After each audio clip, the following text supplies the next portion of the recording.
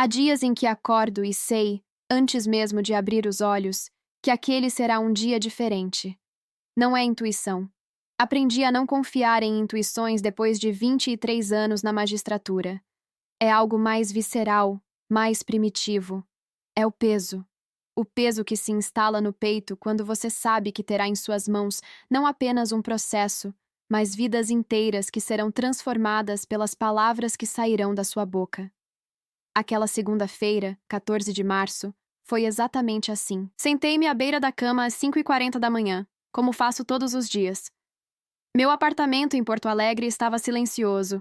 Apenas o som distante do trânsito começando a ganhar vida na Avenida Independência.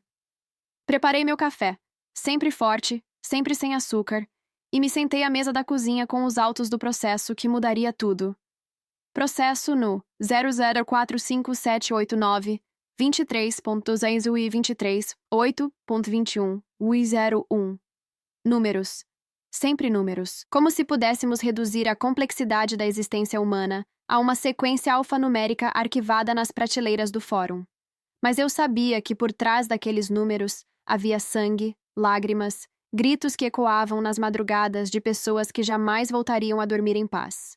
O caso era de homicídio qualificado. Réu. Dr. Ricardo Augusto Fernandes, 52 anos, médico cardiologista renomado, professor universitário, pai de 3 filhos, casado há 28 anos. Vítima: Júlia Martins Fernandes, 24 anos, sua própria filha. Respirei fundo antes de abrir o processo pela 10ª vez naquela semana. Já havia lido cada página, cada depoimento, cada laudo. Conhecia de cor os detalhes técnicos da autópsia, as fotos da cena do crime, os laudos toxicológicos.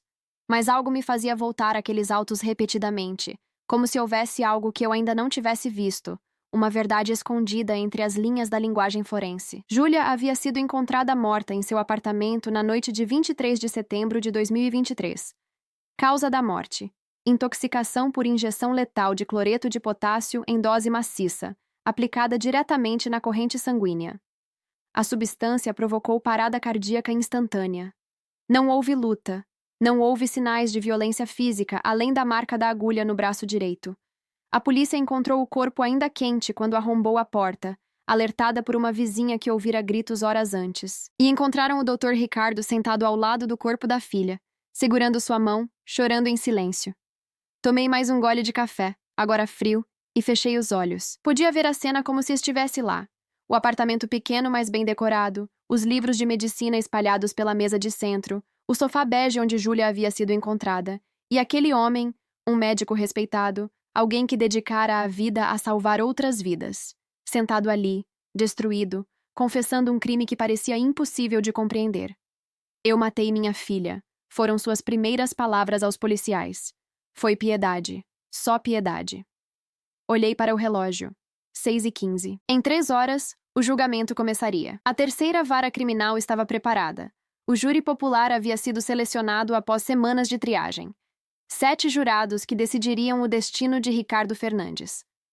Meu papel seria garantir que tudo ocorresse dentro da lei, instruir os jurados sobre os aspectos legais e, ao final, aplicar a pena caso houvesse condenação. Mas enquanto me vestia, o terno preto que uso em dias de julgamento importantes, a camisa branca impecável, o colar de pérolas que minha mãe me deu quando tomei posse, eu sabia que este caso não seria apenas mais um processo. Havia algo naquela história que me incomodava profundamente, algo que tocava em feridas que eu preferia manter fechadas. Porque eu também tinha uma filha, Fernanda, 28 anos, advogada trabalhista, e toda vez que olhava para as fotos de Júlia nos autos, aqueles olhos azuis, o sorriso largo, o cabelo castanho esvoaçante, eu via minha própria filha. E me perguntava: o que leva um pai a tirar a vida de quem ele mais ama no mundo? Cheguei ao Fórum Central às 8h30. O prédio imponente da Rua Farrapos estava mais movimentado que o usual. Jornalistas se aglomeravam na entrada. Câmeras prontas. Microfones estendidos para qualquer pessoa que ousasse dar uma declaração. O caso havia ganhado enorme repercussão na mídia. Médico mata filha por piedade, diziam as manchetes. Eutanásia ou homicídio? Justiça decide hoje.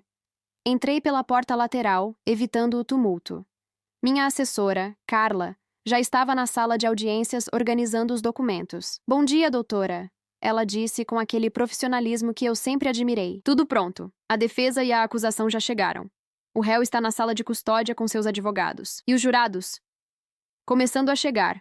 A sala está cheia, doutora. Tem gente de pé no fundo. A imprensa está fazendo pressão para ter mais acesso, mas mantive apenas os 2 repórteres autorizados. Assenti. Ótimo trabalho, Carla.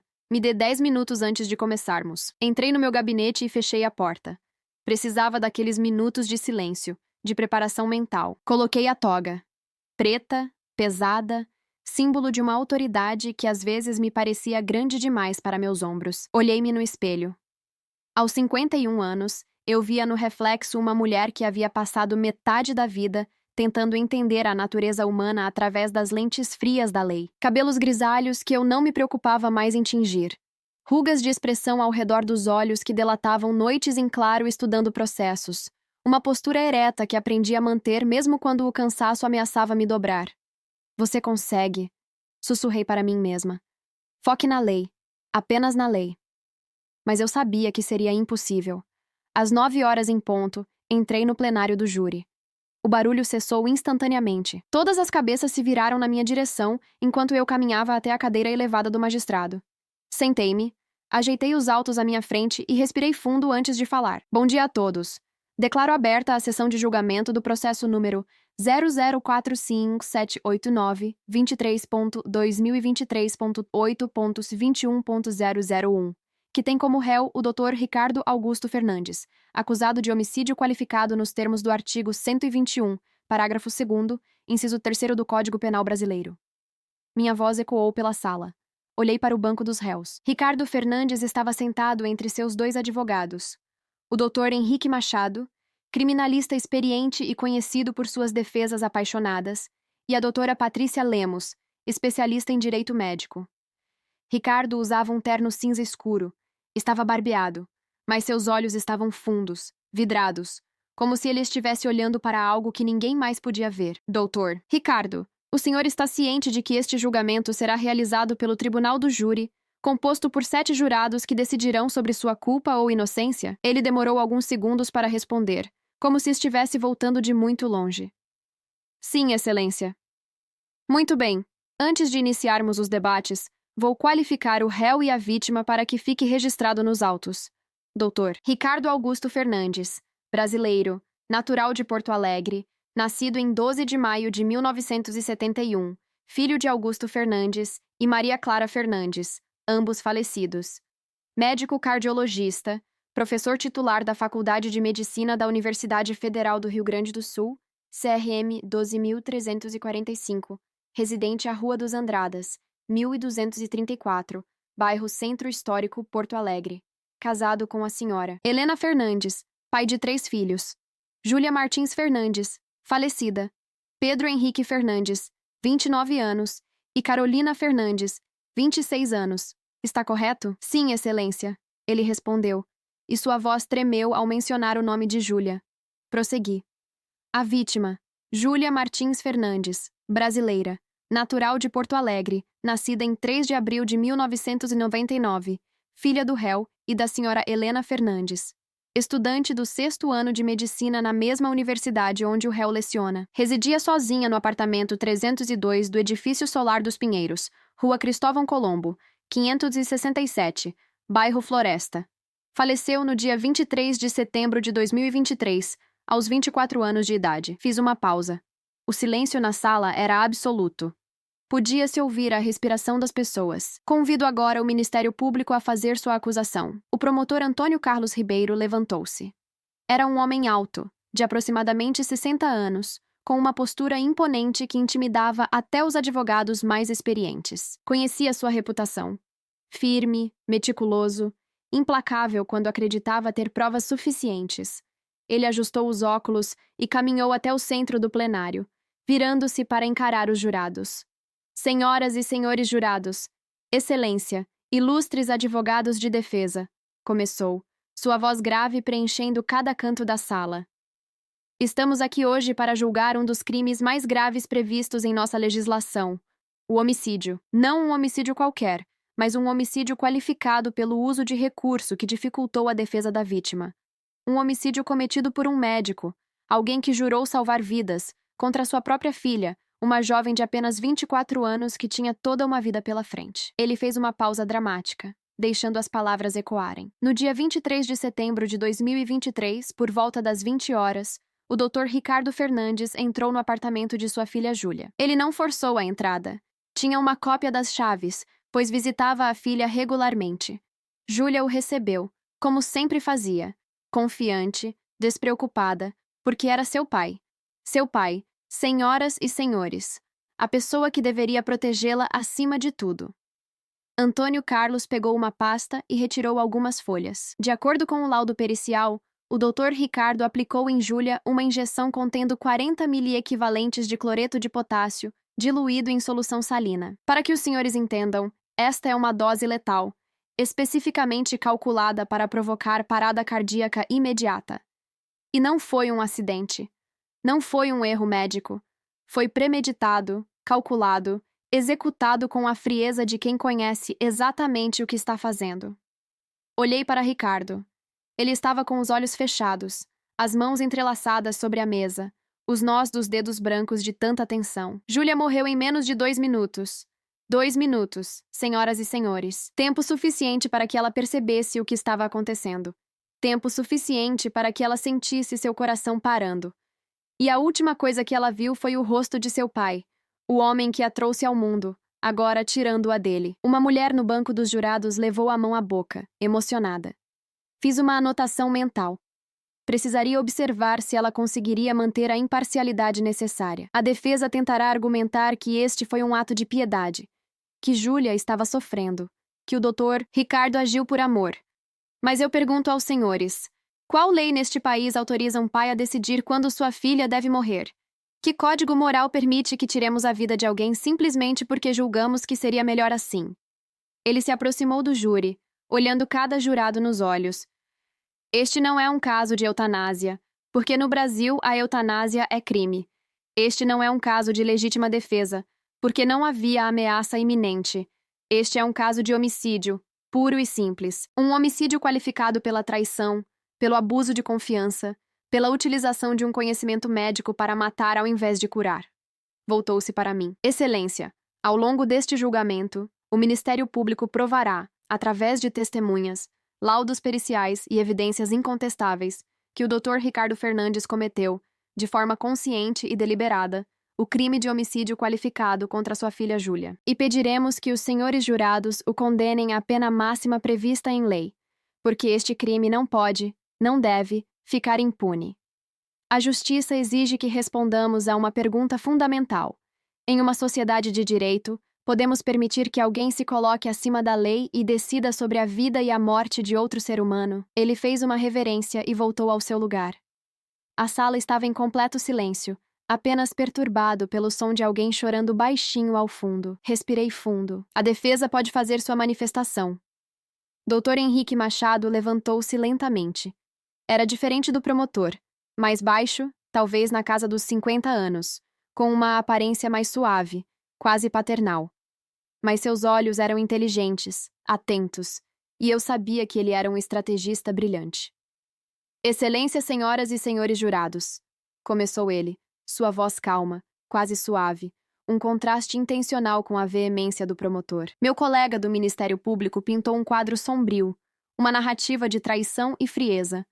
Mas como toda narrativa simplificada, ela omite o mais importante, o contexto, a verdade completa, a dor inimaginável que precedeu aquela noite terrível. Ele caminhou até ficar ao lado de Ricardo, colocando uma mão protetora no ombro de seu cliente. Ricardo Fernandes não é um monstro.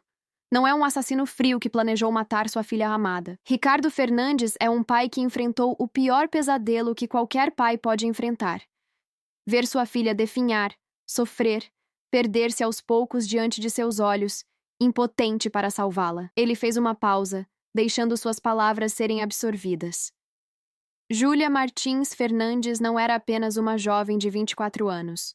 Júlia era uma estudante brilhante de medicina, uma filha amorosa, uma irmã dedicada. Mas Júlia também sofria. sofria de uma forma que a maioria de nós não consegue compreender. E seu pai, um médico renomado, um especialista em salvar vidas, teve que assistir impotente enquanto sua filha pedia, implorava, suplicava por um fim para sua dor. Ele se voltou para os jurados. Ao longo deste julgamento, a defesa provará que o que aconteceu naquela noite não foi um crime frio e calculado, mas um ato de amor desesperado. Um ato que nenhum pai deveria ter que cometer, mas que Ricardo fez porque amava sua filha mais do que amava a si mesmo. Porque não suportava mais vê-la sofrer. Dr. Henrique pegou uma foto do processo e a mostrou aos jurados. Era Júlia sorrindo em uma formatura. Esta era Júlia 6 meses antes de sua morte. Vejam este sorriso, esta luz nos olhos. Agora imaginem essa mesma jovem, meses depois, consumida por uma dor tão intensa que ela não conseguia mais dormir, não conseguia mais comer, não conseguia mais viver. Imaginem os gritos na madrugada, as súplicas, o desespero. Ele fez uma pausa, sua voz ficando mais baixa, mais íntima. O Ministério Público pergunta: qual lei autoriza um pai a decidir quando sua filha deve morrer? E eu pergunto de volta: qual lei obriga um pai a assistir sua filha sofrer uma agonia insuportável quando não há mais nada que possa ser feito? Qual lei diz que devemos prolongar o sofrimento apenas porque temos medo de fazer a escolha mais difícil? Observei os rostos dos jurados. Alguns estavam claramente tocados pelas palavras. Outros pareciam conflitados, como se estivessem lutando internamente com suas próprias convicções. Senhoras e senhores, continuou o Dr. Henrique, este julgamento não é sobre se houve uma morte. Todos sabemos que houve. Este julgamento é sobre o que motivou essa morte. Foi crueldade? Foi indiferença? Foi malícia? Ou foi amor? Foi compaixão? Foi o ato desesperado de um pai que não tinha mais nada a oferecer à sua filha além do fim do sofrimento? Ele voltou para seu lugar, mas antes de sentar-se, disse mais uma coisa. Peço aos senhores jurados que não julguem apenas os fatos, julguem também o coração, porque às vezes a lei não é capaz de capturar toda a complexidade da experiência humana, e este é um daqueles casos. Houve um murmúrio na sala. Bati o martelo suavemente. Ordem, por favor. Respirei fundo. Sentia o peso do que estava por vir. Este não seria um julgamento simples de fatos e evidências. Seria um julgamento de valores, de moralidade, de compaixão versus legalidade. Muito bem, disse. Vamos começar com a instrução processual. Chamarei as testemunhas de acusação, seguidas pelas testemunhas de defesa. Peço a todos que mantenham o silêncio e o respeito durante os depoimentos. Olhei para Carla. Chame a primeira testemunha. O Ministério Público chama como primeira testemunha a senhora Helena Fernandes, esposa do réu e mãe da vítima. Um silêncio pesado tomou conta da sala. A porta lateral se abriu e uma mulher entrou. Helena Fernandes tinha cerca de 50 anos, cabelos loiros curtos, e usava um vestido preto simples. Mas o que mais impressionava eram seus olhos, vermelhos, inchados, com uma tristeza tão profunda que parecia ter peso físico. Ela caminhou até o banco das testemunhas sem olhar para o marido. Senhora Helena, comecei, minha voz suave. A senhora está ciente de que prestará compromisso de dizer a verdade sobre os fatos que presenciou ou teve conhecimento? Sim, Excelência. Sua voz era fraca, quase um sussurro. Por favor, coloque sua mão direita sobre a Bíblia e repita comigo. Prometo dizer a verdade, somente a verdade, sob pena das sanções previstas em lei. Ela repetiu as palavras, sua mão tremendo sobre o livro. Pode sentar-se. O Ministério Público pode começar a inquirição. Antônio Carlos levantou-se, mas sua postura era diferente agora, mais contida, respeitosa. Sabia que estava lidando com uma mãe destroçada. Dona Helena, sei que este momento é extremamente difícil para a senhora. Peço que respire fundo e responda apenas o que conseguir. A senhora era próxima de sua filha Júlia? Helena assentiu, lágrimas já começando a escorrer. Muito próxima. Júlia era especial. Desde pequena, sempre foi muito carinhosa, muito atenciosa. Ela me ligava todos os dias, sem falta. Mesmo morando sozinha, sempre mantinha contato. E como era o relacionamento dela com o pai, com o réu? Helena fechou os olhos. Ricardo e Júlia eram muito unidos. Ela sempre foi a filha mais próxima dele. Os outros 2 filhos. Pedro e Carolina são maravilhosos, mas Júlia era diferente. Ela queria seguir os passos do pai, ser médica como ele. Ricardo a ensinou tudo sobre medicina desde que ela era criança. Ele estava tão orgulhoso quando ela entrou na faculdade. Sua voz quebrou. O promotor esperou pacientemente. Dona Helena, a senhora pode nos contar o que aconteceu nos meses que antecederam a morte de Júlia?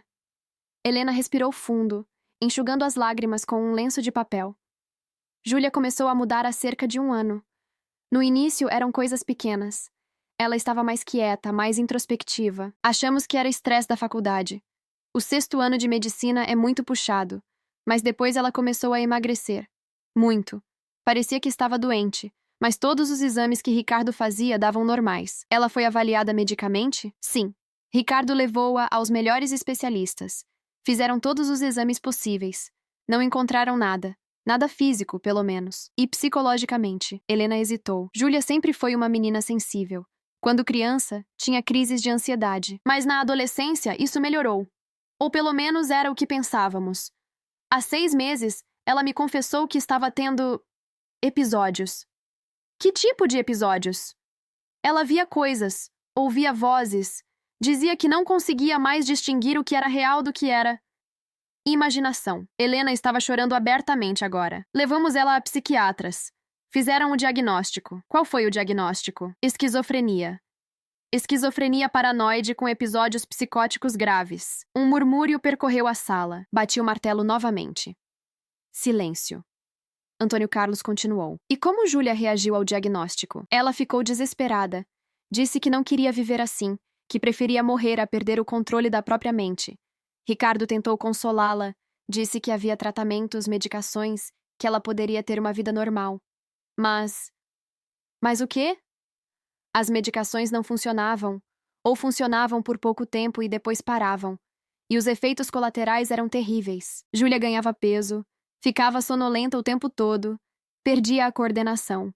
E mesmo assim, os episódios continuavam. As vozes não paravam. Helena estava tremendo agora. Considerei interromper, mas ela continuou. Nos últimos 3 meses, piorou muito. Júlia teve que trancar a faculdade. Não conseguia mais sair de casa. Tinha crises de pânico violentas, gritava a noite inteira, dizia que as vozes mandavam ela se machucar. Tivemos que interná-la 2 vezes para evitar que ela fizesse algo contra si mesma. A senhora está dizendo que Júlia tinha tendências suicidas? Sim. Ela tentou se matar 3 vezes. Uma vez com comprimidos, outra se cortando. E na última vez, ela tentou se jogar da janela do apartamento. Ricardo conseguiu segurá-la. Foi depois disso que ele decidiu que ela precisava de vigilância constante. Um de nós estava sempre com ela. Antônio Carlos fez uma pausa, consultando suas anotações. Dona Helena, no dia 23 de setembro, o dia em que Júlia morreu, a senhora estava com ela? Não. Era para eu estar, mas Ricardo disse que iria ele, que eu precisava descansar. Eu estava exausta. Há meses não dormia direito, sempre alerta caso Júlia precisasse de algo durante a noite. E a senhora sabia das intenções do réu? Não! A voz de Helena saiu alta, quase um grito. Eu nunca imaginei que Ricardo faria isso. Ele amava Júlia. Nunca falou em fazer o que fez. Mas ele havia mencionado algo sobre o sofrimento de Júlia? Sobre o fato de não haver mais tratamento? Helena hesitou, e vi em seus olhos que ela estava dividida entre proteger o marido e dizer a verdade. Ele havia dito que estava perdendo as esperanças, que nenhum tratamento estava funcionando, que Júlia estava piorando a cada dia. E eu concordava. Eu via. Mas nunca pensei que ele... Ela não conseguiu terminar a frase. O promotor continuou implacável. Dona Helena, a senhora acredita que o réu premeditou o homicídio de Júlia? A defesa se levantou imediatamente. Objeção, Excelência. A testemunha não pode especular sobre as intenções do réu. Analisei rapidamente. Reformule a pergunta, Dr. Antônio Carlos. Ele assentiu. Dona Helena, nas semanas anteriores à morte de Júlia, o réu agiu de forma diferente? Fez algo que chamou sua atenção? Helena pensou por um longo momento. Ele estava mais quieto, mais distante. Passava horas no escritório dele, trancado. Quando eu perguntava o que estava fazendo, ele dizia que estava pesquisando novos tratamentos para Júlia. Eu acreditava nele. Sempre acreditei. A senhora tinha conhecimento de que o réu tinha acesso a cloreto de potássio? Ele é médico, trabalha em hospital. tem acesso a muitos medicamentos. Mas, especificamente cloreto de potássio? Não sei. Nunca pensei nisso. O promotor consultou suas notas novamente. Dona Helena, após o ocorrido, quando a polícia a informou sobre o que aconteceu, qual foi sua reação? Helena fechou os olhos e por um momento pensei que ela fosse desmaiar. Eu não acreditei. Achei que estava tendo um pesadelo. Como um marido, um pai, poderia fazer aquilo? Era impossível. Ricardo dedicou a vida inteira a salvar pessoas. Como ele poderia? Tirar a vida da própria filha? E hoje, após meses do ocorrido, como a senhora se sente em relação ao réu? Foi a pergunta mais cruel do interrogatório. Helena abriu os olhos e, pela primeira vez, olhou para Ricardo. Ele também olhava para ela, e vi lágrimas escorrendo pelo rosto dele. Eu não sei, ela disse, sua voz quebrada. Parte de mim quer odiá-lo, quer culpá-lo por tirar nossa filha de nós. Mas outra parte lembra da dor nos olhos de Júlia nos últimos meses, do desespero dela. E me pergunto se talvez ela estivesse mesmo sofrendo demais, se não havia mesmo mais nada que pudéssemos fazer. Ela começou a soluçar incontrolavelmente. Mas ela era nossa filha, nossa menina, e agora ela se foi, e eu nunca mais vou poder abraçá-la, ouvir sua voz, ver seu sorriso. Sem mais perguntas, Excelência, disse o promotor voltando ao seu lugar. Olhei para a defesa. Doutor, Henrique, deseja fazer perguntas à testemunha? Ele levantou-se, mas sua abordagem foi completamente diferente. Dona Helena, primeiramente, meus mais sinceros sentimentos pela perda de sua filha. Sei que nada que eu diga pode amenizar sua dor. Ela assentiu, limpando as lágrimas. A senhora mencionou que Júlia tentou suicídio 3 vezes. Pode nos descrever com mais detalhes esses episódios? Helena respirou fundo. A primeira vez foi há 4 meses. Eu a encontrei no banheiro, inconsciente. Ela havia tomado todos os antipsicóticos de uma vez. Levamos ao hospital, fizeram lavagem gástrica. Os médicos disseram que ela teve sorte, que se tivéssemos demorado mais alguns minutos. E a segunda tentativa foi há 2 meses. Ela se cortou, profundamente, nos pulsos e no pescoço. Tinha muito sangue. Ricardo a encontrou. Ele mesmo fez os primeiros socorros, estancou o sangramento e a levamos correndo ao hospital. Precisou de cirurgia. Quase morreu. E a terceira foi a mais assustadora. Há 3 semanas do dia. Estávamos no apartamento dela. Eu tinha acabado de preparar o almoço. Saí da cozinha por 1 minuto, só 1 minuto. E quando voltei, Júlia estava na janela. A janela estava aberta e ela estava com metade do corpo para fora. Ela estava gritando que as vozes mandavam ela pular, que ela não conseguia mais resistir. O que a senhora fez? Gritei por Ricardo. Ele estava no quarto. Ele veio correndo e conseguiu puxá-la de volta. Mas ela lutou. Lutou muito. Queria se jogar. Disse que não aguentava mais viver assim. Dona Helena, em algum desses momentos, Júlia expressou claramente que queria morrer? Helena fechou os olhos novamente. Sim, várias vezes. Principalmente depois que os medicamentos pararam de fazer efeito. Ela dizia: Mãe, eu não aguento mais. Por favor, me deixa ir. Eu só quero que pare. E eu não sabia o que responder. Como você responde a isso? Como você diz para sua filha que ela precisa continuar vivendo quando ela está em tanto sofrimento? A senhora acredita que Júlia estava sofrendo? Sim, muito. Mais do que qualquer pessoa deveria sofrer. E a senhora acredita que havia tratamento eficaz para o quadro dela? Os médicos disseram que o tipo de esquizofrenia dela era resistente. Haviam tentado todas as medicações disponíveis. Nenhuma funcionava por muito tempo. Falaram em terapia eletroconvulsiva, mas os riscos eram grandes e não havia garantia de melhora. Então, em sua opinião médica leiga, mas como mãe que acompanhou todo o tratamento, não havia perspectiva de melhora significativa para Júlia? Helena hesitou. Vi a luta interna em seus olhos. Eu queria acreditar que sim, que um dia encontraríamos algo que funcionasse. Mas no fundo eu sabia que estávamos apenas prolongando o sofrimento dela.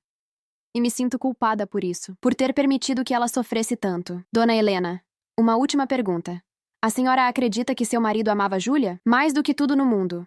Ricardo vivia para aquela menina. Ela era o orgulho dele, a razão de ele acordar todos os dias. Quando ela adoeceu, ele também adoeceu. Vi a dor dele crescer a cada dia. E sei que ele fez porque não suportava mais ver a filha sofrer. Obrigado, Dona Helena. Sem mais perguntas, Excelência. Olhei para a testemunha. A senhora pode se retirar. Muito obrigada por seu depoimento. Helena levantou-se, mas antes de sair, parou ao lado do banco dos réus. Por um momento, ela e Ricardo se olharam. Vi naquele olhar décadas de amor, de cumplicidade, de dor compartilhada.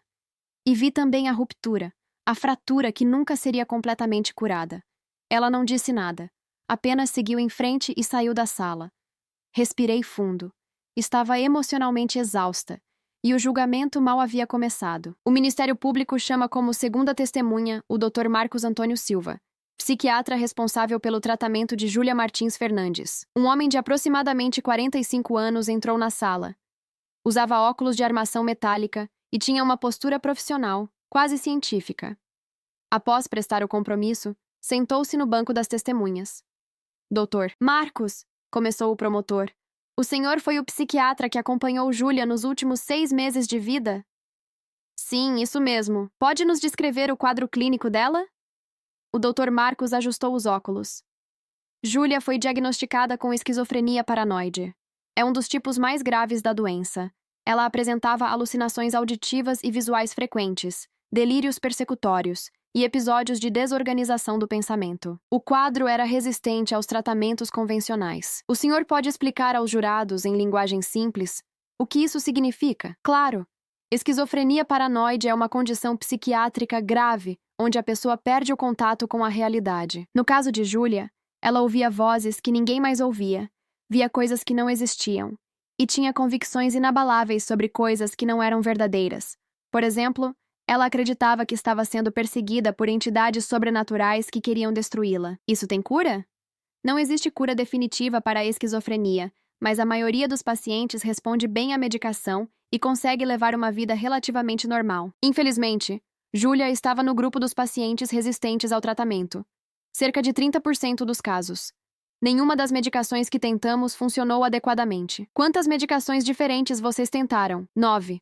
Tentamos antipsicóticos de primeira e segunda geração, em diferentes dosagens e combinações. Alguns funcionavam por algumas semanas, mas depois perdiam o efeito. E os efeitos colaterais eram severos. Como Júlia reagia a tudo isso? O Dr. Marcos suspirou. Júlia era extremamente inteligente e consciente de sua condição, o que em alguns aspectos piorava a situação. Ela sabia que estava doente, sabia que o que via e ouvia não era real, mas não conseguia fazer com que parasse. Isso criava um conflito interno terrível. Ela me disse várias vezes que era como estar presa em sua própria mente. Fiz uma anotação mental.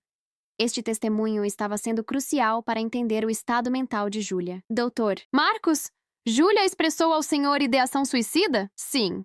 Consistentemente nas últimas consultas. Ela dizia que não queria mais viver assim, que preferia morrer a continuar ouvindo as vozes. Chegou a me perguntar se eu poderia ajudá-la a terminar tudo. E o que o senhor respondeu? Disse que minha função era ajudá-la a viver, não a morrer. Mas também fui honesto com ela. Disse que seu quadro era grave e que não poderia garantir uma melhora significativa. O senhor conversou com o doutor Ricardo sobre isso? Sim, tivemos várias conversas. Ricardo estava desesperado. Ele me perguntava todos os dias se havia algo novo que pudéssemos tentar. Mas chegamos a um ponto em que não havia mais opções disponíveis. Sugeri internação em uma clínica especializada em casos refratários, mas Júlia recusou. Ela não queria ser internada novamente. O promotor pegou um documento. Tenho aqui as anotações das últimas consultas de Júlia. Em uma delas, datada de 10 de setembro, 2 semanas antes de sua morte, o senhor escreveu: paciente em severo sofrimento psíquico, risco suicida iminente, família exausta, prognóstico reservado. Pode explicar o que quis dizer? Prognóstico reservado em termos médicos significa que não esperávamos melhora significativa. O quadro dela era extremamente grave e resistente. E sim, havia risco real de ela tirar a própria vida. Mas isso justificaria que outra pessoa tirasse a vida dela? Foi quando a defesa se levantou. Objeção, Excelência. A pergunta induz a testemunha a fazer um julgamento de valor. Concordei. Deferida. Reformule, Dr. Antônio Carlos. O promotor assentiu. Dr. Marcos, em sua opinião médica, havia justificativa clínica para a eutanásia no caso de Júlia? Em primeiro lugar, eutanásia é ilegal no Brasil. Em segundo lugar, embora o sofrimento de Júlia fosse real e grave, Ela não estava em fase terminal de uma doença física. Os critérios médicos internacionais para a eutanásia, mesmo onde é legal, geralmente requerem doença terminal, com morte iminente. Não era o caso de Júlia. Portanto, o senhor está dizendo que não havia justificativa médica para o que o Dr. Ricardo fez? Estou dizendo que, pelos padrões médicos e legais vigentes, não havia. Sem mais perguntas, olhei para a defesa. Doutor, Henrique levantou-se com um sorriso que não chegava aos olhos. Dr. Marcos, bom dia. O senhor mencionou que Júlia estava em severo sofrimento psíquico. Pode elaborar sobre o que isso significa na prática? Significa que ela estava constantemente angustiada, com medo, ouvindo vozes que a atormentavam dia e noite. Não conseguia dormir, não conseguia comer adequadamente. Vivia em um estado de terror constante. E isso durava quanto tempo? Nos últimos meses era praticamente constante. Ela não tinha momentos de alívio. Dr. Marcos, o senhor já tratou outros pacientes com esquizofrenia? Sim, centenas. E viu casos tão graves quanto o de Júlia? Poucos. O dela estava entre os 5% mais graves que já tratei. E nesses casos mais graves, quantos pacientes acabam tirando a própria vida? O psiquiatra hesitou. Estatisticamente, cerca de 10 a 15% dos pacientes com esquizofrenia grave cometem suicídio. E no caso específico de Júlia, qual era a probabilidade dela tentar suicídio novamente? Muito alta, diria próxima de certeza, considerando as 3 tentativas anteriores e a deterioração progressiva de seu quadro. Então, se entendi corretamente, na sua avaliação profissional, Júlia provavelmente teria tirado a própria vida de qualquer forma? O promotor levantou-se. Objeção.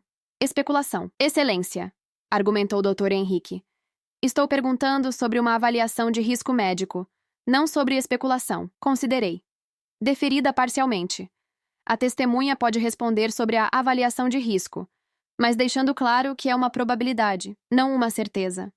O Dr. Marcos assentiu. Considerando o histórico de Júlia, a resistência ao tratamento e a deterioração progressiva, eu diria que a probabilidade dela ter uma 4ª tentativa de suicídio, possivelmente bem-sucedida, era superior a 70%. E se isso acontecesse, seria uma morte rápida e indolor? Depende do método.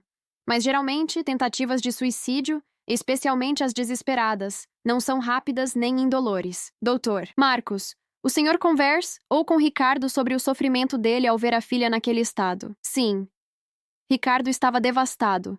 Ele me disse que não conseguia mais dormir, que tinha pesadelos com os gritos da filha, que se sentia impotente por não conseguir salvá-la, mesmo sendo médico. E o senhor, como médico e como ser humano, consegue compreender o que levou Ricardo a fazer o que fez? O psiquiatra ficou em silêncio por um longo momento. Sua resposta, quando veio, foi medida e cuidadosa. Como médico, não posso aprovar. Mas como ser humano, como pai, sim, consigo compreender o desespero. Consigo entender que ele sentiu que estava aliviando o sofrimento da filha. Obrigado, Dr. Marcos. Sem mais perguntas. A terceira testemunha da acusação foi a vizinha de Júlia, senhora Beatriz Costa, 67 anos, aposentada. Foi ela quem chamou a polícia naquela noite. Senhora Beatriz, começou o promotor. A senhora morava no apartamento ao lado de Júlia, correto? Sim, no 301. Paredes eram finas, eu ouvia tudo. E o que a senhora ouvia? Gritos. Júlia gritava muito, principalmente à noite. No início, eu não entendia o que estava acontecendo. Achei que fossem discussões, mas depois fiquei sabendo que ela estava doente. Na noite de 23 de setembro, a senhora ouviu algo? Sim. Por volta das 8 da noite, ouvi a porta dela abrir. Ouvi vozes. Parecia que ela estava conversando com alguém. Depois, por algum tempo, ficou silêncio. Achei estranho porque Júlia nunca ficava em silêncio. E depois? Depois, umas 9 horas, ouvi um grito. Um grito horrível de desespero. E depois, nada. Silêncio total. O que a senhora fez? Esperei uns minutos. Depois bati na porta dela. Ninguém respondeu. Fiquei preocupada. Liguei para a polícia. A senhora viu o Dr. Ricardo sair do apartamento? Não. Quando a polícia chegou e arrombou a porta, ele ainda estava lá dentro. O depoimento da vizinha foi breve, mas impactante. Confirmava a cronologia dos eventos e dava uma dimensão ao horror daquela noite. A última testemunha da acusação foi o investigador da Polícia Civil, delegado Carlos Eduardo Mendes, responsável pelo caso. Delegado, disse o promotor, o senhor foi o primeiro a interrogar o Dr. Ricardo após a morte de Júlia? Sim. Quando chegamos ao local por volta das 9h40 da noite, arrombamos a porta do apartamento 302. Encontramos o doutor Ricardo sentado no sofá, segurando a mão de sua filha, que estava deitada ao seu lado, já sem vida. Como ele reagiu? Estava chorando, mas calmo. Disse imediatamente: "Eu matei minha filha. Foi piedade. Só piedade." Essas foram suas palavras exatas. Ele confessou o crime espontaneamente? Sim. Inclusive nos mostrou a seringa que usou, que estava sobre a mesa de centro. Disse que havia aplicado uma injeção de cloreto de potássio e que ela havia morrido em poucos minutos. Ele demonstrou arrependimento? O delegado hesitou. Não diria arrependimento. Diria tristeza profunda. Mas ele não disse que se arrependia do que fez. Disse que era a única coisa que podia fazer por ela. E durante o interrogatório formal na delegacia? Manteve a mesma versão. Disse que Júlia estava sofrendo muito, que havia lhe pedido para terminar com tudo, e que ele, como pai e como médico, decidiu que era o melhor a fazer. Ele planejou o crime? Sim. Ele confessou que vinha pensando nisso há semanas, que havia pesquisado a melhor forma de fazer, para que fosse indolor e rápido. Então houve premeditação? Claramente. A defesa não fez muitas perguntas ao delegado. Os fatos eram incontestáveis. Ricardo havia confessado tudo. Eram quase 3 da tarde quando encerramos os depoimentos das testemunhas de acusação. Decretei um intervalo de 1 hora para almoço. Fui ao meu gabinete e me sentei à mesa, mas não consegui comer. Minha mente estava processando tudo o que havia ouvido. A dor de Helena, o desespero de Júlia descrito pelo psiquiatra, o grito ouvido pela vizinha, a confissão calma de Ricardo. Peguei meu telefone e, sem pensar muito, liguei para minha filha Fernanda. "Oi, mãe." Ela atendeu, sua voz alegre. "Oi, filha. Está tudo bem?" "Sim, claro. Por quê?" "Nada, só queria ouvir sua voz." Houve uma pausa. "Mãe, você está bem? Sua voz está estranha." "Estou. Só um dia difícil no trabalho." "Quer conversar sobre isso?" "Não posso, você sabe. Segredo de justiça." "Tudo bem, mas lembra que estou aqui se precisar, ok?" "Eu sei, filha. Eu amo você."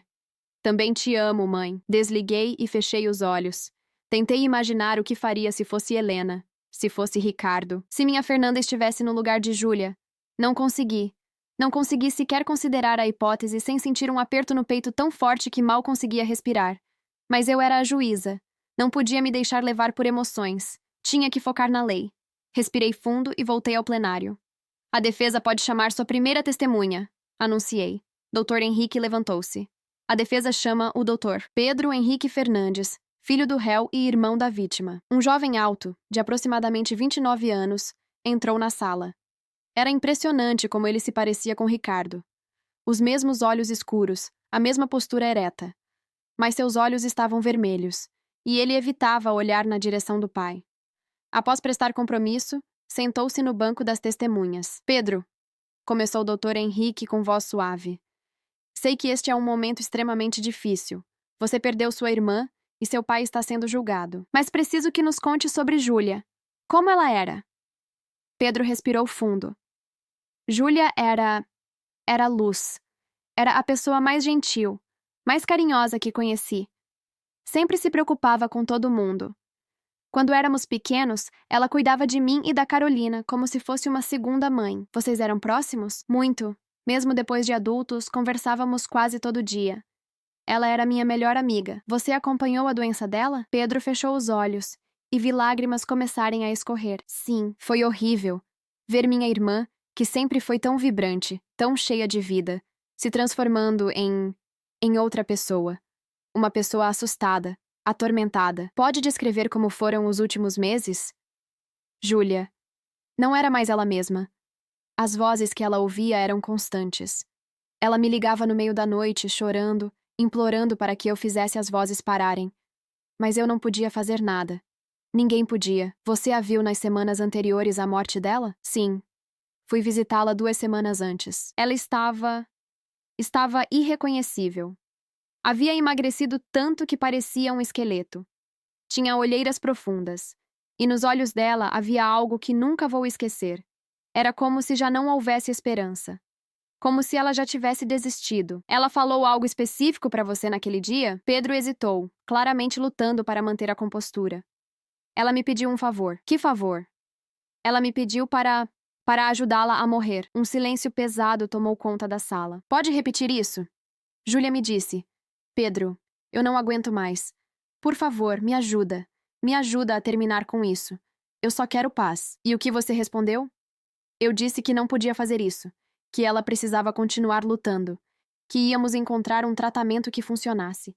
Sua voz quebrou. Mas era mentira. Eu sabia que não íamos. Todos sabíamos. Pedro, você conversou com seu pai sobre isso? Sim. Eu disse a ele o que Júlia havia me pedido. E vi no rosto dele que ele estava pensando a mesma coisa que eu. Que talvez fosse melhor deixá-la ir. Você culpa seu pai pelo que ele fez? Pedro olhou finalmente para Ricardo. Seus olhos se encontraram, e vi em ambos uma dor que ia além das palavras. Não. Eu não culpo. Eu entendo. Se eu tivesse coragem, talvez eu mesmo tivesse feito. Porque não suportava mais ver minha irmã sofrer. Ele começou a chorar abertamente. Mas, ao mesmo tempo, sinto raiva. Raiva porque ela se foi. Porque nunca mais vou poder abraçá-la, conversar com ela. Porque meu pai decidiu por todos nós. E agora somos uma família destruída. Dr. Henrique deixou o silêncio pesar por um momento antes de continuar. Pedro, você acredita que seu pai amava Júlia mais do que a própria vida? Meu pai dedicou toda a sua vida a cuidar de Júlia. Ele estava presente em cada momento importante dela. E quando ela adoeceu, ele parou de viver sua própria vida para tentar salvá-la. Vi meu pai envelhecer 10 anos em 6 meses. Você acredita que ele agiu por crueldade ou por amor? Por amor. Um amor desesperado. Talvez errado aos olhos da lei. Mas amor. O promotor não fez muitas perguntas no contra-interrogatório. O depoimento de Pedro havia sido devastador, mas também havia reforçado a tese de premeditação. A próxima testemunha foi Carolina Fernandes, 26 anos, a filha mais nova. Carolina era diferente de Pedro. Onde ele era contido, ela era efusiva. Onde ele tentava manter a compostura, ela deixava as emoções transbordarem. Carolina, disse Dr. Henrique, pode nos contar sobre seu relacionamento com Júlia? Júlia era minha heroína. Quando eu era criança, queria ser exatamente como ela. Ela me ensinou a ler, me ajudava com a lição de casa, me defendia dos valentões na escola. Júlia era perfeita aos meus olhos. E quando ela adoeceu, Carolina começou a chorar antes mesmo de responder. Foi como ver uma luz se apagando. Aos poucos, dia após dia, minha irmã foi desaparecendo. E no lugar dela ficou alguém que eu mal reconhecia. Você a visitava? Todos os dias. Mesmo quando ela não me reconhecia, mesmo quando ela gritava comigo achando que eu era uma das vozes, eu ia. Porque ela era minha irmã. Júlia falou com você sobre querer morrer? Sim. Muitas vezes. Ela dizia: Carol, eu estou cansada. Tão cansada. Não quero mais acordar. E eu não sabia o que dizer. Como você convence alguém a continuar vivendo quando cada dia é uma tortura? Carolina, no dia em que Júlia morreu, você sabia que seu pai estava com ela? Sim. Papai ligou para mim de manhã. Disse que ia passar o dia com ela. Eu perguntei se ele queria que eu fosse também, mas ele disse que não era necessário, que mamãe precisava descansar e ele cuidaria de tudo. E você suspeitou de algo? Carolina hesitou. E vi nos seus olhos que ela estava prestes a admitir algo difícil. Eu sabia que papai estava no limite. Vi isso nos olhos dele. E parte de mim pensou que talvez ele fosse fazer alguma coisa. Mas não quis acreditar. Não quis enfrentar essa possibilidade. Você se sente culpada? Sim, todos os dias. Porque eu poderia ter impedido. Se eu tivesse ido junto, se eu tivesse ficado com Júlia naquele dia, ela ainda estaria viva. Ela estava aos gritos agora, soluçando. Mas ao mesmo tempo, parte de mim sente alívio. Alívio porque o sofrimento dela acabou. E isso me faz sentir uma pessoa horrível. Dr. Henrique esperou que ela se acalmasse um pouco. Carolina, você ama seu pai? Muito. Ele é o melhor pai do mundo. E sei que ele fez por amor. Mas não consigo visitá-lo na prisão. Não consigo olhar para ele sem ver Júlia. Você acredita que seu pai deveria ser condenado? Ela olhou para Ricardo, lágrimas escorrendo pelo rosto. Não sei. Parte de mim quer que a justiça seja feita, mas outra parte sabe que nenhuma prisão será pior do que a prisão em que meu pai já está, tendo que viver com o que fez para sempre. O depoimento de Carolina foi emocionalmente devastador. Vi vários jurados limpando lágrimas. Após um breve intervalo, Dr. Henrique chamou sua testemunha mais importante, o próprio Ricardo Fernandes. Excelência, disse ele. A defesa chama o réu para prestar depoimento. Ricardo levantou-se lentamente. Parecia ter envelhecido anos desde o início do julgamento. Caminhou até o banco das testemunhas com passos lentos, como se carregasse todo o peso do mundo nos ombros. Doutor Ricardo, começou o Dr. Henrique após o réu ter prestado o compromisso. O senhor está sendo acusado de homicídio qualificado. O senhor confessa que matou sua filha Júlia? Ricardo não hesitou.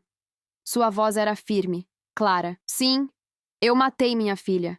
Apliquei uma injeção de cloreto de potássio que causou parada cardíaca imediata. Ela morreu em menos de 2 minutos. Por que o senhor fez isso? Ricardo fechou os olhos. Quando voltou a falar, sua voz estava carregada de emoção. Júlia estava sofrendo de uma forma que nem sei descrever. E eu, como pai, como médico, não conseguia fazer nada para aliviar esse sofrimento. Tentamos tudo. Todas as medicações, todas as terapias. Nada funcionava, e cada dia ela piorava um pouco mais. O senhor pode descrever como foram os últimos dias de Júlia?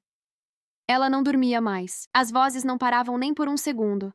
Ela gritava, implorava para que parassem. Tentava se machucar porque achava que a dor física faria as vozes pararem. Tivemos que amarrá-la algumas vezes para evitar que se machucasse.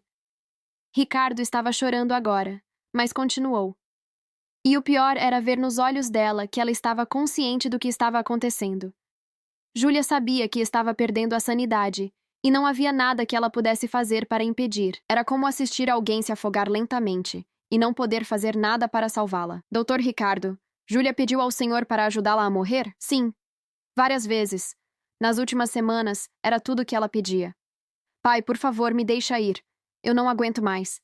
Por favor, sua voz quebrou. Como você nega isso para sua filha? Como você diz não quando ela está implorando por um fim para o sofrimento? Quando o senhor decidiu fazer o que fez, não foi uma decisão repentina. Foi algo que foi crescendo dentro de mim. Cada dia que passava, cada grito de desespero, cada súplica, eu sentia que estava sendo cruel ao mantê-la viva. Como médico, jurei preservar a vida. Mas e quando a vida é só sofrimento? Quando não há mais esperança? O que é mais cruel? Deixar alguém sofrer ou dar-lhe paz? Conte-nos sobre o dia 23 de setembro. Ricardo respirou fundo, como se estivesse se preparando para reviver o momento mais difícil da sua vida. Eu sabia que seria aquele dia. Havia preparado tudo com antecedência. A medicação, a dosagem exata, a forma de aplicação. Queria que fosse rápido, indolor. Cheguei ao apartamento dela por volta das 7 da noite. Helena estava exausta, precisando descansar. Então eu disse que ficaria com Júlia. Como ela estava quando o senhor chegou? Em crise. Estava no canto do quarto, encolhida, com as mãos nos ouvidos, tentando bloquear as vozes. Quando me viu, ela se jogou em meus braços, chorando, dizendo: Pai, elas não param. Por favor, faz elas pararem. Ricardo estava tremendo agora. Eu a segurei por muito tempo. Afaguei seu cabelo como fazia quando ela era pequena e tinha pesadelos. E sussurrei: Vai ficar tudo bem, meu amor. Papai vai fazer as vozes pararem. E ela entendeu o que o senhor estava dizendo? Sim. Ela me olhou nos olhos e disse: Obrigada, pai. Obrigada. O silêncio na sala era absoluto. Até os jornalistas haviam parado de escrever. O senhor consegue descrever o que aconteceu depois? Eu preparei a injeção. Pedi para ela se deitar no sofá, onde ela sempre gostava de ficar. Coloquei uma música suave que ela adorava. A música que eu cantava para ela quando era bebê. E então, ele não conseguiu continuar por um momento. Cobriu o rosto com as mãos, soluçando. E então apliquei a injeção, no braço direito dela. Ela estava calma. Me olhou e sorriu. Um sorriso verdadeiro, o primeiro em meses. E disse: Eu te amo, pai. Não fica triste. Você me salvou. Lágrimas escorriam pelo rosto de Ricardo sem controle. Segurei sua mão. Fiquei olhando nos olhos dela. E vi a vida se esvair. Em menos de 2 minutos, minha menina se foi. Mas antes de fechar os olhos pela última vez, ela ainda teve tempo de sussurrar. Finalmente, paz. O choro era audível em toda a sala agora. Vários jurados estavam com os olhos marejados. Até o promotor parecia abalado. Doutor Ricardo, disse doutor. Henrique, sua própria voz embargada. O senhor se arrepende do que fez? Ricardo olhou diretamente para os jurados. Arrependo-me de que tenha sido necessário. Arrependo-me de não ter encontrado uma cura para minha filha. Mas arrependo-me de tê-la libertado do sofrimento? Não, nunca. O senhor está ciente de que pode ser condenado a décadas de prisão? Sim, e estou preparado. Porque a prisão em que já vivo, ter tirado a vida da pessoa que eu mais amava no mundo, é pior que qualquer pena que esta corte possa me dar. Sem mais perguntas, Excelência. Olhei para o promotor. Deseja fazer o contra-interrogatório? Antônio Carlos levantou-se lentamente. Sabia que este seria o momento mais delicado do julgamento. Doutor Ricardo, começou ele, sua voz mais suave do que antes, mas ainda firme. Eu não duvido que o senhor amava sua filha, nem que ela estava sofrendo, mas preciso fazer algumas perguntas difíceis. Ricardo assentiu. Compreendo. O senhor é médico há quantos anos? 30 anos. E durante esses 30 anos, quantos pacientes o senhor viu em situações de grande sofrimento? Muitos. Centenas. E quantos desses pacientes o senhor matou porque achava que estavam sofrendo demais? Foi uma pergunta brutal. Ricardo hesitou. Nenhum. Mas nenhum deles era minha filha. Exatamente. O senhor permitiu que sua relação pessoal, seu sofrimento pessoal, superasse seu julgamento médico e legal. Meu julgamento médico me dizia que não havia mais nada a fazer, que Júlia iria sofrer pelo resto da vida, que provavelmente tiraria a própria vida de forma violenta. Meu julgamento como pai me dizia que eu podia poupar-lhe isso, mas não era sua decisão a tomar, Dr. Ricardo. A vida de Júlia pertencia a ela, não ao senhor, e ela me pediu para fazer o que fiz. Júlia estava em crise psicótica. Ela não tinha capacidade plena de tomar decisões naquele momento. O senhor, como médico, sabe disso. Ricardo abaixou a cabeça. Eu sei. O senhor planejou o assassinato de sua filha com semanas de antecedência. Pesquisou a droga adequada, a dosagem, o método. Isso é premeditação, Dr. Ricardo. Sim, é. O senhor enganou sua esposa, dizendo que ia apenas cuidar de Júlia. Sim. O senhor abusou da confiança de sua filha, que o recebeu pensando que seria apenas mais uma visita do pai. Ricardo levantou a cabeça, seus olhos encontrando os do promotor. Não. Júlia sabia. Ela sempre soube. E ela estava grata. Essa é a narrativa que o senhor se conta, Dr. Ricardo. Mas a verdade é que o senhor tirou a vida de alguém. Não importa a motivação. Isso continua sendo homicídio. Eu sei que é homicídio. Mas às vezes, o que é legal não é o mesmo que o que é certo. E eu escolhi fazer o que era certo para minha filha.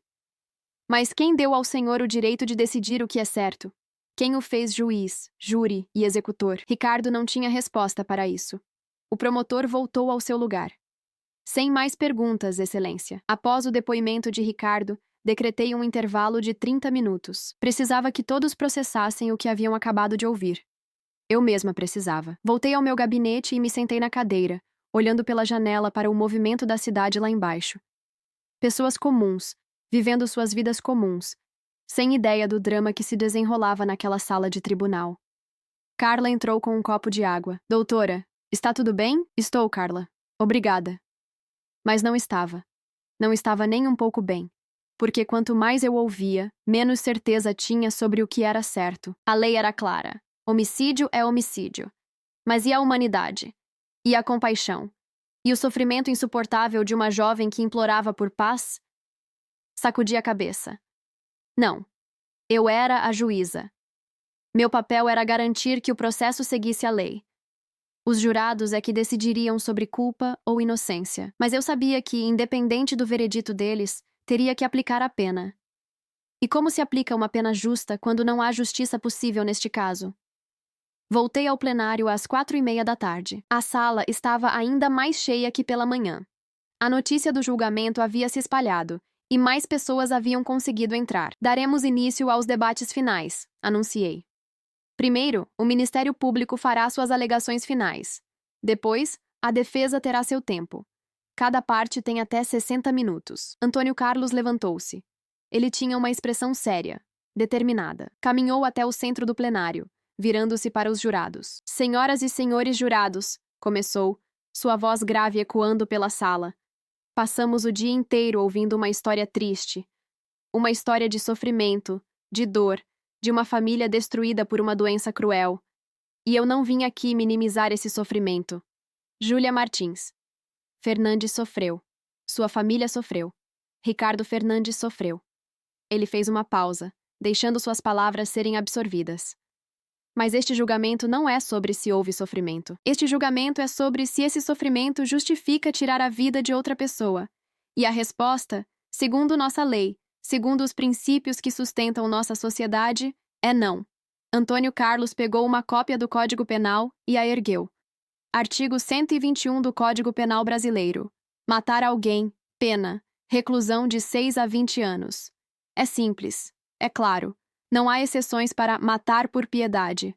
Não há cláusulas que dizem a menos que a pessoa esteja sofrendo muito. A lei é categórica. Tirar a vida de outro ser humano é crime. Ele se aproximou dos jurados. A defesa tentou pintar um quadro de amor, de compaixão, de um pai desesperado fazendo a única coisa que podia fazer. Mas vamos examinar os fatos com clareza, sem nos deixarmos levar pela emoção. Pegou suas anotações. Fato número 1. Ricardo Fernandes planejou matar sua filha. Não foi um ato impulsivo, não foi um momento de insanidade temporária. Ele pesquisou, preparou, calculou. Isso é premeditação, e a premeditação qualifica o homicídio, tornando-o ainda mais grave. Fato número 2. Júlia Martins Fernandes não estava em fase terminal. Ela não tinha uma doença física incurável. Ela tinha esquizofrenia, uma condição psiquiátrica grave. Sim, mas que não necessariamente levaria à morte. Ela poderia ter vivido décadas. Fato número 3. Ricardo Fernandes usou seu conhecimento médico para executar o homicídio. Ele sabia exatamente qual droga usar, qual dosagem seria letal, como aplicar para que a morte fosse rápida. Isso configura o uso de meio que dificultou a defesa da vítima, outro qualificador do homicídio. Antônio Carlos voltou-se para olhar Ricardo. E fato número 4. Talvez o mais importante. Ricardo Fernandes se colocou acima da lei. Ele decidiu sozinho que tinha o direito de determinar quando sua filha deveria morrer. Ele se transformou em juiz, júri e executor. E isso, senhoras e senhores, é inaceitável em uma sociedade civilizada. Ele caminhou de um lado para outro, sua voz ficando mais intensa. Vamos falar sobre o argumento de que Júlia pediu para morrer. Primeiro, não temos como verificar isso. Só temos a palavra do réu. Segundo, mesmo que seja verdade, Júlia estava em crise psicótica no momento. Ela não tinha capacidade de tomar decisões sobre sua própria vida. É como perguntar a uma criança de 5 anos se ela quer comer doce no café da manhã. A resposta pode ser sim, mas isso não significa que é a decisão correta. Terceiro e mais importante, mesmo que Júlia estivesse em plena capacidade mental e pedisse para morrer, ainda assim seria crime. Porque no Brasil, diferentemente de países como Holanda ou Bélgica, não temos leis de eutanásia. E sabem por quê? Porque nossa sociedade decidiu, através de nossos representantes eleitos, que a vida é sagrada, que não cabe a nós decidir quando ela deve terminar. Ele se voltou novamente para os jurados, olhando cada um nos olhos. A defesa vai argumentar sobre compaixão, sobre amor paternal, sobre o fim do sofrimento. E eu entendo esses argumentos. Como ser humano, como pai, sim, eu também tenho filhos. Entendo a dor de Ricardo Fernandes. Mas como promotor, como guardião da lei, tenho que perguntar. Se permitirmos que Ricardo saia impune, que mensagem estaremos enviando? Estaremos dizendo que é aceitável matar alguém se você achar que é para o bem dela. Estaremos dizendo que qualquer um pode se tornar executor, desde que tenha boas intenções? Onde traçamos a linha?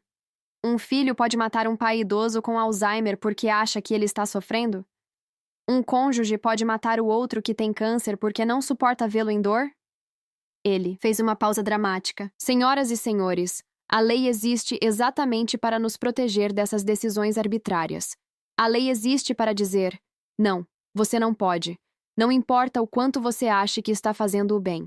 Não importa o quanto você sofra. Você não tem o direito de tirar a vida de outra pessoa. Antônio Carlos pegou a foto de Júlia que havia sido juntada aos autos.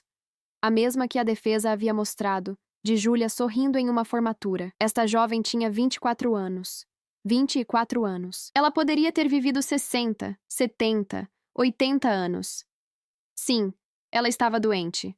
Sim, ela estava sofrendo. Mas quem pode dizer que não surgiriam novos tratamentos? Que ela não poderia ter tido momentos de lucidez, de felicidade? que ela não merecia a chance de lutar. Ricardo Fernandes tirou isso dela. Tirou dela o direito de lutar. Tirou dela o direito de viver, mesmo que fosse uma vida difícil. E tirou da família dela, de Helena, de Pedro, de Carolina, a chance de ter mais tempo com Júlia, de criar mais memórias, de esperar por um milagre. Ele colocou a foto de volta na mesa. O réu disse que não se arrepende. Disse que faria tudo de novo. Disse que escolheu fazer o que era certo, ao invés do que era legal. Mas, senhoras e senhores, em uma sociedade de direito, o que é legal precisa ser o que é certo. Senão, cairemos na anarquia, onde cada um faz sua própria justiça baseado em sua própria moral. Antônio Carlos voltou ao centro do plenário, sua voz agora solene. Eu sei que este é um caso difícil. Sei que muitos de vocês sentirão compaixão por Ricardo Fernandes. E tudo bem sentir compaixão. Mas não confundam compaixão com impunidade. Não deixem que a emoção nuble o julgamento, porque no final das contas, temos que responder a uma pergunta muito simples. Ricardo Fernandes matou Júlia Martins Fernandes? A resposta é sim. Ele confessou. As evidências são incontestáveis. Segunda pergunta. Havia justificativa legal para este homicídio? A resposta é não. Não havia legítima defesa. Não havia estado de necessidade. Não havia nenhuma excludente de ilicitude prevista em lei. Portanto, senhoras e senhores jurados, peço que condenem Ricardo Augusto Fernandes pelo crime de homicídio qualificado. Não porque ele é uma pessoa má. Não porque não sofreu. Mas porque a lei assim determina. Porque a justiça assim exige. Porque se não o fizermos, estaremos dizendo que a vida humana é descartável quando julgamos que o sofrimento é grande demais. Ele fez uma reverência. Obrigado pela atenção. O silêncio na sala era absoluto. Antônio Carlos havia sido brilhante, como sempre. Lógico, direto, apelando para a razão e para a importância da lei. Olhei para os jurados. Alguns pareciam convencidos, outros ainda duvidosos. A defesa pode fazer suas alegações finais. Dr. Henrique Machado levantou-se lentamente. Diferente do promotor, ele não foi imediatamente para o centro da sala. Ficou parado ao lado de Ricardo por um momento, uma mão no ombro do cliente, olhando para os jurados em silêncio. Quando finalmente falou, sua voz era suave, quase íntima, como se estivesse conversando com amigos próximos. Senhoras e senhores jurados, meu colega promotor fez um discurso brilhante. Ele falou sobre lei, sobre ordem, sobre a importância de mantermos os padrões de nossa sociedade. E ele está certo em muitos pontos. Dr. Henrique caminhou lentamente até o centro do plenário. Sim, Ricardo Fernandes matou sua filha. Sim, isso é tecnicamente um homicídio. Sim, não há previsão legal para a eutanásia no Brasil. Tudo isso é verdade. Ele fez uma pausa, deixando a concordância pesar. Mas a lei não é uma entidade abstrata que existe no vácuo. A lei é feita por pessoas, para pessoas, e deve servir à justiça, não o contrário. E às vezes, não sempre, mas às vezes, a aplicação rígida da lei pode resultar em injustiça. Pegou uma cadeira e a colocou no centro do plenário, sentando-se nela. Um gesto inusitado que capturou a atenção de todos. Quero que vocês façam um exercício comigo. Fechem os olhos por um momento. Alguns jurados hesitaram, mas eventualmente todos fecharam. Imaginem que vocês têm uma filha, ou um filho, alguém que vocês amam mais que a própria vida. Imaginem que essa pessoa está sofrendo, não um sofrimento físico comum, não uma dor de cabeça ou uma gripe, um sofrimento psicológico tão intenso que essa pessoa grita de desespero dia e noite. Sua voz era hipnótica, pintando a imagem com palavras. Imaginem que vocês tentaram tudo. Todos os médicos, todos os tratamentos, todas as medicações. E nada funciona. Cada dia vocês veem essa pessoa que amam se deteriorando um pouco mais, perdendo-se, deixando de ser quem era. Agora imaginem que essa pessoa olha para vocês e diz: por favor, eu não aguento mais, me ajuda. E vocês sabem que poderiam. Vocês têm o conhecimento, os meios. Poderiam dar a essa pessoa o que ela está pedindo: paz. Mas vocês também sabem que se fizerem isso, irão para a prisão. Serão julgados por assassinos. Perderão tudo. Ele fez uma pausa. O que vocês fariam? Deixou a pergunta pairar no ar antes de continuar. Abram os olhos. Os jurados obedeceram, e vi em seus rostos que a pergunta os havia afetado profundamente. Meu colega diz que Ricardo se colocou acima da lei. Eu discordo. Ricardo se colocou abaixo do sofrimento de sua filha. Ele não agiu como juiz, júri e executor. Ele agiu como pai. Como alguém que amava tanto que estava disposto a sacrificar sua própria liberdade sua própria paz, para dar paz a quem amava. Dr. Henrique levantou-se e caminhou até uma mesa onde estavam os autos do processo. Vamos falar sobre os fatos que o promotor mencionou. Fato 1. Houve premeditação. Sim, houve. Ricardo pensou muito antes de agir. E sabem por quê? Porque ele queria ter certeza de que, se fosse fazer isso, seria da forma mais humana, mais rápida, mais indolor possível. A premeditação não foi para planejar um crime frio. Foi para garantir que, se tivesse que dar esse presente terrível à sua filha, seria feito com todo o cuidado e amor. Fato 2. Júlia não estava em fase terminal de doença física. Correto. Mas a vida não é apenas biologia. Júlia estava em fase terminal de sofrer. Estava em fase terminal de ser ela mesma. Quantos de vocês aqui considerariam uma vida boa se passassem cada minuto em agonia mental? Se não conseguissem distinguir realidade de ilusão? Se tivessem tentado tirar a própria vida 3 vezes? Fato 3. Ricardo usou conhecimento médico. Sim. E graças a isso, Júlia morreu em paz, sem dor, segurando a mão do pai, ouvindo sua voz amorosa. Compare isso com o que teria acontecido se ela tivesse conseguido se jogar da janela em sua 4ª tentativa de suicídio. Compare com a dor, o terror, a violência dessa morte. Dr. Henrique voltou-se para os jurados, sua voz ficando mais intensa. O promotor pergunta: onde traçamos a linha? E eu respondo: a linha está exatamente onde Ricardo a traçou. Em um sofrimento intolerável, sem esperança de melhora, com pedidos reiterados da própria pessoa para terminar. Não estamos falando de matar alguém porque está velho, ou porque tem uma doença tratável, ou porque dá trabalho cuidar. Estamos falando de uma situação extrema, única, desesperadora. Ele caminhou até ficar bem próximo do júri. Vamos falar sobre aquilo que o promotor elegantemente evitou mencionar. O que teria acontecido se Ricardo não tivesse feito o que fez? Cenário 1. Júlia teria continuado sofrendo. Dias se transformando em semanas, semanas em meses, meses talvez em anos. Cada dia um tormento. Até quando? Até ela finalmente conseguir se matar de forma violenta e dolorosa? Até seu cérebro se deteriorar completamente? Cenário 2. A família teria entrado em colapso. Helena já estava no limite. Ouviram o depoimento dela. Pedro e Carolina estavam sendo destruídos ao ver a irmã sofrer. Quanto tempo até que todos entrassem em depressão profunda? Até que a família inteira fosse consumida por aquele sofrimento? Cenário 3. Novos tratamentos surgiriam milagrosamente e Júlia seria curada. Esse é o cenário que o promotor quer que vocês acreditem. Mas, senhoras e senhores, sejamos realistas. O Dr. Marcos, um dos melhores psiquiatras do estado, disse claramente que o prognóstico era reservado. Que haviam tentado tudo. Dr. Henrique voltou ao lado de Ricardo. Meu cliente não é um monstro. Não é um assassino frio que mata por prazer, por ganância, por raiva. Ele é um homem que tomou a decisão mais difícil da sua vida. Uma decisão que o assombra todos os dias. Uma decisão pela qual está pagando um preço muito mais alto que qualquer prisão. Ele colocou a mão no ombro de Ricardo, que estava com a cabeça baixa. Olhem para ele. Vejam o peso que carrega.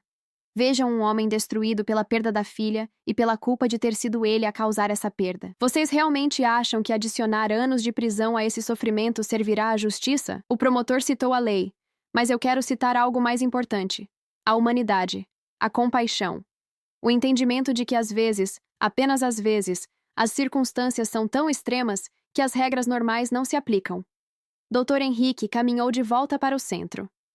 Há precedentes para isso em nosso sistema jurídico. Temos o estado de necessidade, previsto no artigo 24 do Código Penal. Não há crime quando o agente pratica o fato para salvar de perigo atual, que não provocou por sua vontade, direito próprio ou alheio, cujo sacrifício, nas circunstâncias, não era razoável exigir-se. Ricardo estava salvando sua filha de um perigo atual, o sofrimento intolerável. Ele não provocou esse perigo. A doença veio por acaso. E não era razoável exigir que Júlia continuasse a sofrer daquela forma. Também temos a inexigibilidade de conduta diversa. Um princípio que diz: quando não se pode exigir que uma pessoa haja de forma diferente dadas circunstâncias extremas, ela não pode ser punida. Podemos realmente exigir que um pai assista sua filha sofrer uma agonia insuportável, dia após dia, quando ele tem o poder de acabar com esse sofrimento. Ele fez uma pausa, deixando os conceitos jurídicos serem absorvidos. Senhoras e senhores, vocês não estão aqui para decidir se o que Ricardo fez foi legal. Tecnicamente não foi. Vocês estão aqui para decidir se o que ele fez foi criminoso, se ele agiu com a intenção de cometer um crime ou se agiu movido por amor, compaixão e necessidade. O quesito que vocês vão responder é simples: o réu matou a vítima? Sim, ele matou. Mas vocês também podem considerar as circunstâncias. Podem aplicar sua consciência, sua humanidade. Dr. Henrique voltou-se para olhar cada jurado individualmente. Eu sei que muitos de vocês foram instruídos que devem seguir a lei ao pé da letra, mas o tribunal do júri existe exatamente porque reconhecemos que a lei não pode capturar todas as nuances da experiência humana. Vocês estão aqui porque são representantes do povo, trazendo o bom senso, a consciência, a humanidade ao processo de justiça. E por isso eu peço: absolvam Ricardo Fernandes. Não porque ele não matou. Ele matou. Mas porque o que ele fez não foi um crime no sentido moral da palavra. Foi um ato de amor extremo. Foi um pai dando à sua filha o único presente que ainda podia dar: o fim do sofrimento. Ele caminhou até sua mesa e pegou algo. Era um pequeno livro de fotografias. Júlia não está aqui para defender seu pai. Então, deixem-me mostrar a vocês quem ela era. Abriu o livro e começou a mostrar fotos aos jurados, uma por uma. Esta é Júlia aos 5 anos, em sua primeira apresentação de balé. Olhem o sorriso. Esta é aos 10, quando ganhou o primeiro prêmio de redação na escola. Esta é aos 15, com o uniforme do time de vôlei que ela capitaneava. Esta é aos 18, no dia que passou no vestibular de medicina. Sua voz estava embargada agora. E esta é Júlia 3 semanas antes de morrer. Vejam a diferença. Vejam o que a doença fez com ela. Vejam os olhos sem vida, o corpo esquelético, a postura de alguém que já desistiu. Ele fechou o livro. Se Júlia pudesse estar aqui hoje, o que ela diria? Diria que seu pai é um assassino que merece prisão? Ou diria que seu pai é um herói que a libertou do pior pesadelo imaginável? Eu acredito que ela diria: obrigada, pai. Obrigada por ter a coragem que eu não tinha. Obrigada por me amar tanto que estava disposto a carregar esse peso pelo resto da vida. Obrigada por me dar paz, doutor. Henrique voltou para seu lugar, mas antes de sentar-se, disse mais uma última coisa. Senhoras e senhores, às vezes a coisa mais amorosa que podemos fazer por alguém é deixá-lo ir. Ricardo fez isso. E agora está nas mãos de vocês decidir se ele será punido por amar demais ou se será reconhecido como um pai que fez o impensável por amor à sua filha. Peço que o absolvam. Não pela lei, mas pela justiça, pela humanidade, pelo reconhecimento de que, às vezes, o amor exige sacrifícios que vão além do que qualquer lei pode compreender. Ele sentou-se, e o silêncio na sala era ensurdecedor. Respirei fundo. Ambos os advogados haviam sido excepcionais.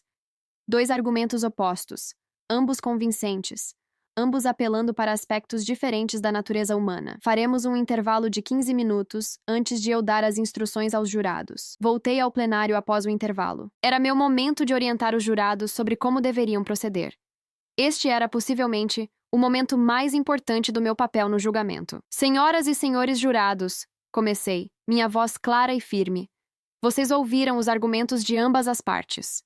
Agora é minha responsabilidade instruí-los sobre como devem conduzir suas deliberações e sobre os aspectos legais que devem considerar. Olhei para cada um dos 7 jurados. Primeiro, é fundamental que entendam que seu papel é julgar os fatos, não criar leis. A lei existe e está no Código Penal. Vocês não podem simplesmente ignorá-la porque discordam dela. No entanto, vocês podem interpretar os fatos à luz de sua consciência e decidir se o réu agiu de forma criminosa ou não. Peguei o questionário que seria entregue a eles. Vocês responderão a um quesito principal. O réu Ricardo Augusto Fernandes matou Júlia Martins Fernandes? Para responder sim, é necessário que vocês estejam convencidos, além de qualquer dúvida razoável, de que ele cometeu o ato. Não há dúvida de que o ato aconteceu. O próprio réu confessou. Portanto, se vocês responderem sim a este quesito, passaremos aos quesitos sobre as qualificadoras. Se houve premeditação, se houve uso de meio que dificultou a defesa da vítima. Fiz uma pausa. Mas vocês também podem, exercendo sua soberania como jurados, absolver o réu, mesmo reconhecendo que ele cometeu o ato. Isso é chamado de absolvição pela tese da defesa. Se vocês acreditarem que as circunstâncias eram tão extremas que o réu não poderia ter agido de outra forma, ou se acreditarem que não houve intenção criminosa, vocês podem absolvê-lo. Há também institutos jurídicos que podem ser considerados. O estado de necessidade, por exemplo, exclui a ilicitude do ato, quando alguém age para salvar direito próprio ou alheio de perigo iminente. A defesa argumentou que o réu agiu em estado de necessidade, salvando sua filha do sofrimento insuportável. A inexigibilidade de conduta diversa é outro conceito. Significa que, em certas circunstâncias extremas, não podemos exigir que uma pessoa haja de forma diferente. Se vocês acreditarem que não era razoável exigir que o réu deixasse sua filha continuar sofrendo, podem considerar isso. Respirei fundo antes de continuar com a parte mais delicada. No entanto, devo alertá-los. Eutanásia é crime no Brasil. Não há previsão legal que permita tirar a vida de outra pessoa, mesmo que seja para acabar com seu sofrimento. Mesmo que a pessoa peça, mesmo que esteja sofrendo terrivelmente, nossa legislação não permite. Mas, e este é um mas importante, vocês são jurados, não juízes de direito. Vocês representam a consciência da sociedade, e enquanto eu devo seguir a lei estritamente, vocês têm o poder de temperar a lei com humanidade, de considerar aspectos que vão além da letra fria do código. Olhei para Ricardo, depois de volta para os jurados. Este é um caso extremamente difícil.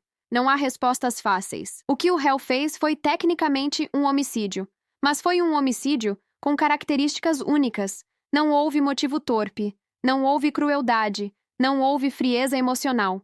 Houve, segundo a defesa, amor, compaixão e desespero. Vocês precisam decidir.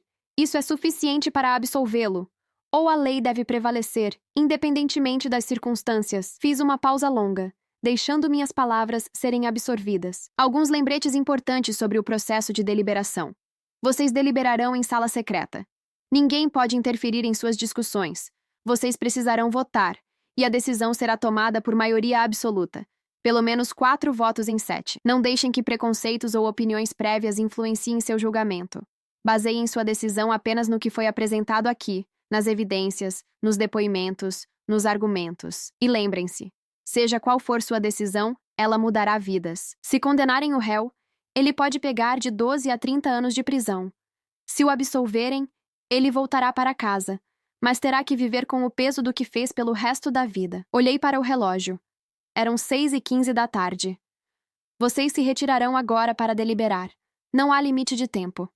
Podem levar o tempo que necessitarem. Quando chegarem a uma decisão, me informem e voltaremos ao plenário para a leitura do veredito. Olhei para cada jurado uma última vez. Que Deus os ilumine nesta decisão difícil. Os jurados se retiraram às 6h20 da tarde. Voltei ao meu gabinete, mas sabia que não conseguiria trabalhar em nada. Tudo o que podia fazer era esperar.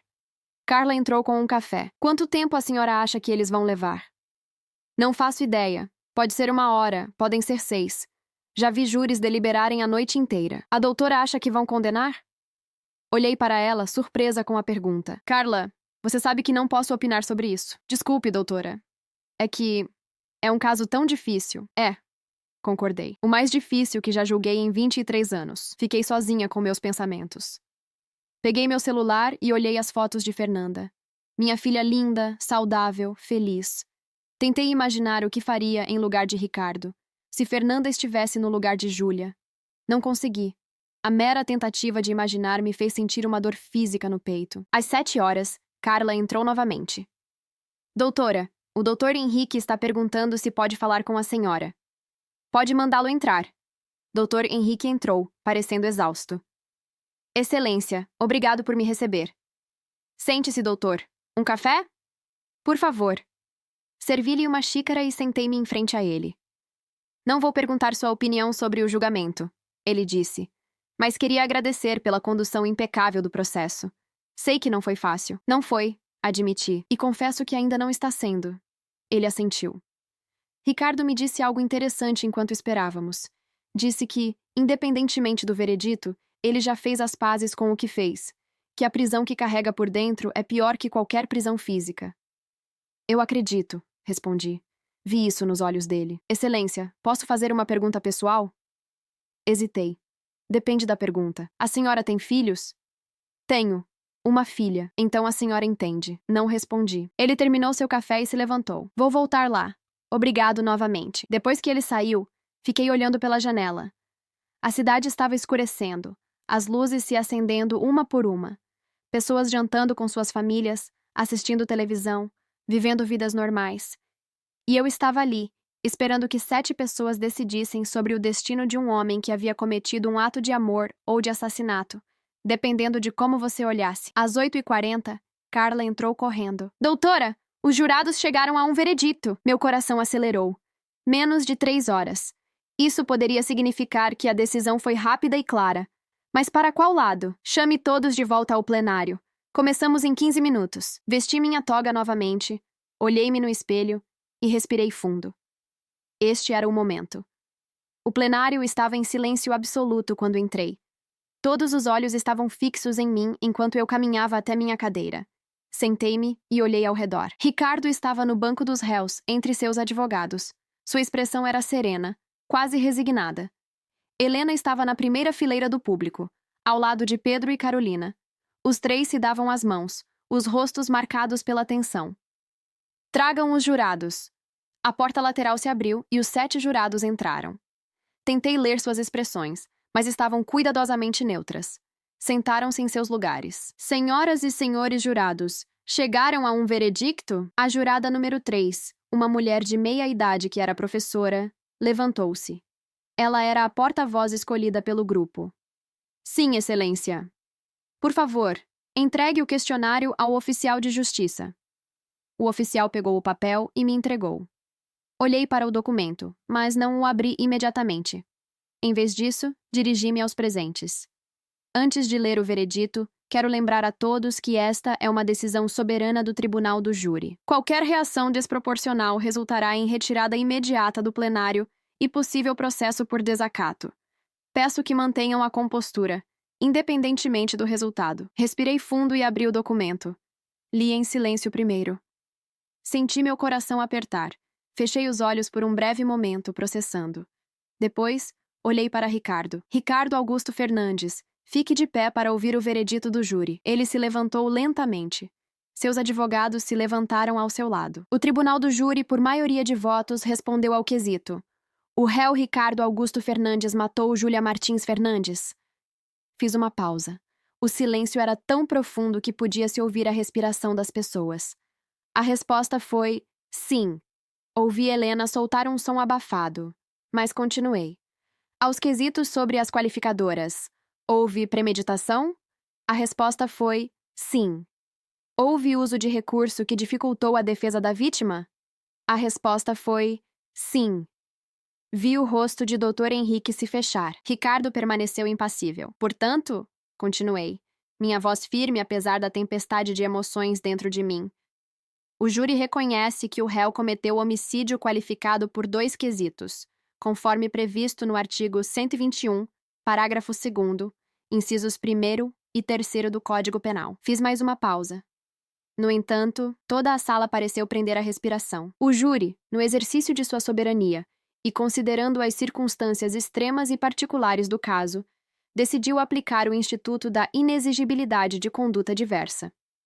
Olhei diretamente para Ricardo. Em votação de 4 votos a 3, o tribunal do júri decidiu pela absolvição do réu Ricardo Augusto Fernandes. Por um momento, houve um silêncio estupefato. Então, explosões de reações por toda a sala. Helena desabou em lágrimas, sendo amparada por Pedro e Carolina, que também choravam. Doutor, Henrique abraçou Ricardo, que havia caído de joelhos, soluçando. O promotor Antônio Carlos permaneceu sentado, sua expressão séria, mas não surpresa. Ele sabia que esta era uma possibilidade. Bati o martelo repetidas vezes. Ordem! Ordem no tribunal! Levou alguns minutos até que todos se acalmassem. O tribunal do júri decidiu que, embora o réu tenha cometido o ato de tirar a vida de sua filha, as circunstâncias eram tão extraordinárias que não se poderia exigir dele conduta diversa. Reconheceram que ele agiu movido por amor paternal e compaixão, diante de um sofrimento intolerável e sem esperança de melhora. Olhei para Ricardo, que agora estava de pé novamente, sendo abraçado por seus advogados. Senhor Ricardo, o júri o absolveu. No entanto, devo deixar claro que esta absolvição não significa que o senhor fez era legal ou que deve ser tomado como precedente. Foi uma decisão baseada nas circunstâncias únicas deste caso. Ele assentiu, ainda chorando. O senhor será libertado imediatamente, pois não há mais razão para manter sua prisão preventiva. Respirei fundo antes de continuar com a parte mais difícil.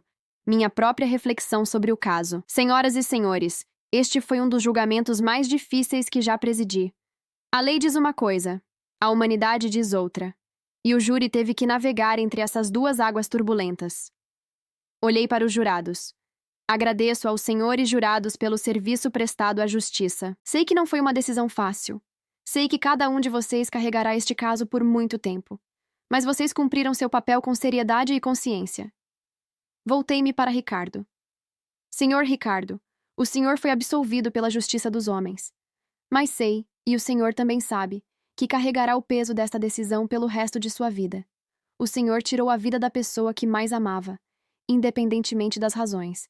Isso nunca desaparecerá. Ele assentiu, as lágrimas ainda escorrendo. Espero que o senhor encontre paz. Espero que o senhor use sua experiência para ajudar outras famílias que enfrentam situações similares, talvez advogando por mudanças na legislação sobre eutanásia, talvez oferecendo apoio a familiares de pacientes psiquiátricos graves. Transforme esta tragédia em algo que possa ajudar outros. Bati o martelo pela última vez. Declaro encerrada esta sessão de julgamento. O réu está livre para ir. Após o tumulto inicial, pedi que todos deixassem o plenário, exceto o réu, seus advogados, o promotor e os familiares diretos. Precisava falar com eles antes que todos fossem embora. Senhor Ricardo, aproxime-se, por favor. Ele veio, ainda cambaleante, ainda processando o que havia acontecido. O senhor foi absolvido, comecei. Mas há algo que preciso lhe mostrar. Peguei um documento dos autos. Algo que havia chegado ao processo apenas na semana anterior, mas que por questões processuais não pôde ser apresentado durante o julgamento. Este é um relatório de uma clínica nos Estados Unidos, especializada em tratamentos experimentais para esquizofrenia resistente. Chegou aqui há 5 dias, endereçado ao tribunal. Vi Ricardo empalidecer. A clínica estava conduzindo testes de um novo protocolo de tratamento, combinando uma medicação experimental com estimulação magnética transcraniana profunda. Os resultados preliminares mostravam melhora significativa em 70% dos pacientes com esquizofrenia resistente. Entreguei o documento a ele. Suas mãos tremiam ao segurá-lo. Este relatório foi enviado porque sua esposa, Helena, havia entrado em contato com a clínica 3 meses antes da morte de Júlia, pedindo que considerassem sua filha para o programa experimental. Olhei para Helena, que estava pálida. A clínica respondeu em setembro, 2 semanas antes da morte de Júlia, aceitando-a no programa. Mas a carta se perdeu no correio e só chegou ao endereço de vocês 1 semana após a morte dela. Helena a encaminhou para o tribunal imediatamente.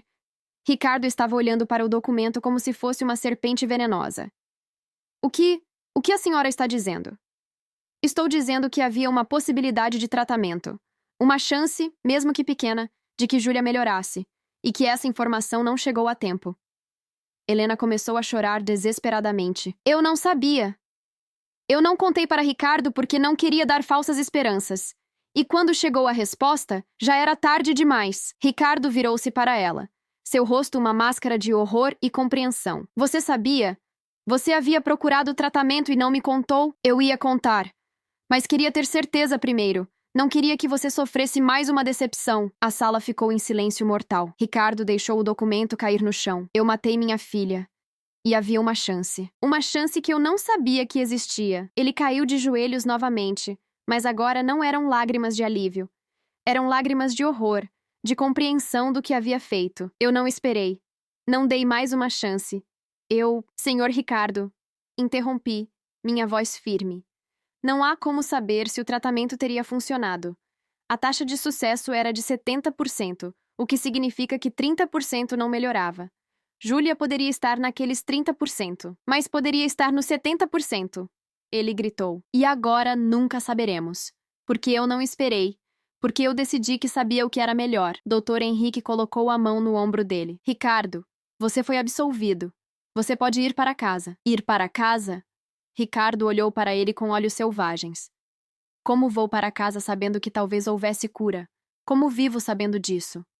Ele se voltou para mim. Excelência. Eu quero mudar minha declaração.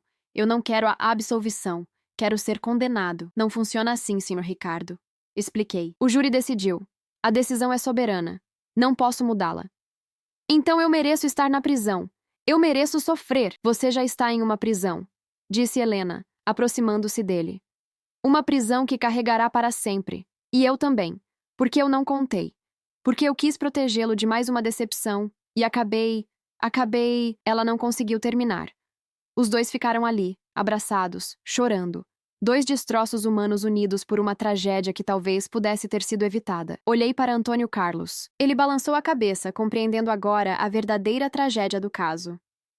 Excelência, disse o promotor. Solicito que este documento seja juntado aos autos e que conste na sentença.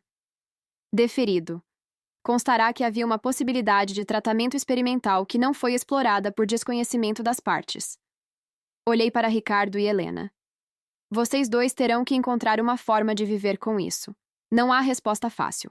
Não há absolvição moral, apenas legal. Mas talvez vocês possam transformar esta dor em algo maior. Ricardo olhou para mim, seus olhos vermelhos. Como? Façam com que a morte de Júlia tenha significado.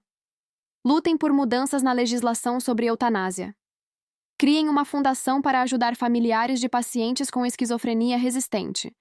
Divulguem informações sobre tratamentos experimentais. Não deixem que ela tenha morrido em vão. Ele assentiu lentamente. E acima de tudo, continuei, perdoem-se, tanto quanto possível. Vocês são humanos. Vocês erraram. Mas vocês erraram por amor. 3 meses depois, estava no meu gabinete quando recebi um envelope. Dentro, havia uma carta de Ricardo e uma notícia de jornal. A notícia era sobre a criação do Instituto Júlia Fernandes, dedicado a fornecer informações sobre tratamentos para a esquizofrenia resistente e apoio a famílias em situações similares. Ricardo havia se tornado um ativista, lutando por legislação sobre morte assistida em casos de sofrimento psiquiátrico extremo. A carta dizia: Excelência, nunca esquecerei aquele momento em que a senhora me mostrou o documento. Foi como ser condenado à morte novamente, mas desta vez por minhas próprias mãos de uma forma que eu não havia imaginado. Mas a senhora tinha razão. Eu precisava transformar esta tragédia em algo maior. Júlia me pediu paz, e eu dei a ela. Mas agora percebo que poderia ter dado a ela mais uma chance. Todos os dias acordo com essa culpa. Mas também acordo com um propósito. Já ajudamos 15 famílias a encontrar tratamentos experimentais. 2 delas estão tendo resultados positivos. Helena e eu ainda estamos juntos, embora nosso casamento seja mais uma parceria de sobrevivência do que outra coisa. Pedro e Carolina lentamente estão nos perdoando, ou pelo menos tentando. A senhora me disse para encontrar paz.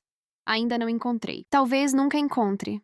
Mas encontrei um propósito, e talvez isso seja suficiente. O júri me absolveu, mas eu sei a verdade. E viverei com ela até meu último dia. Com respeito e gratidão, Ricardo Fernandes. Dobrei a carta e aguardei. Olhei pela janela, para a cidade lá embaixo. Pensei em Júlia, em seus últimos momentos, segurando a mão do pai. Ela havia encontrado paz? Ou havia morrido sabendo que talvez houvesse outra opção? Pensei em Ricardo, carregando não apenas a culpa de ter matado a filha, mas agora também a de ter possivelmente desperdiçado uma chance de salvá-la. Pensei em Helena, vivendo com o conhecimento de que seu silêncio bem-intencionado havia contribuído para a tragédia. E pensei em mim mesma, na juíza que presidiu este julgamento. Eu havia feito meu trabalho. Havia seguido a lei, orientado o júri, garantido um processo justo. Mas justiça havia sido feita? Verdadeiramente?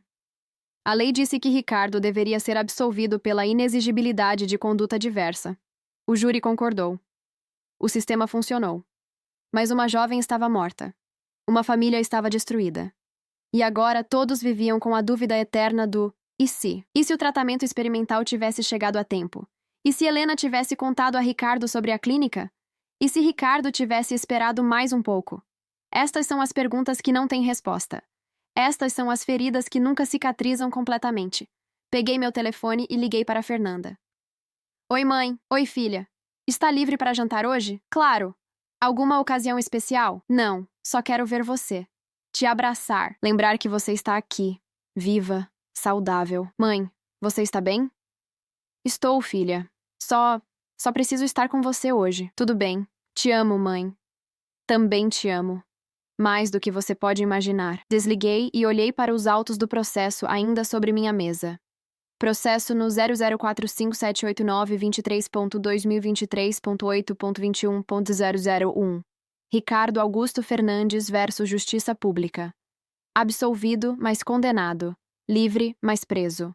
legal, mas moralmente ambíguo.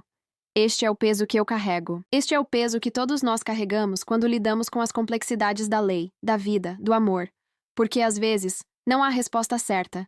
Às vezes, só há escolhas impossíveis e suas consequências inevitáveis. E, às vezes, a maior punição não vem da lei, mas da verdade.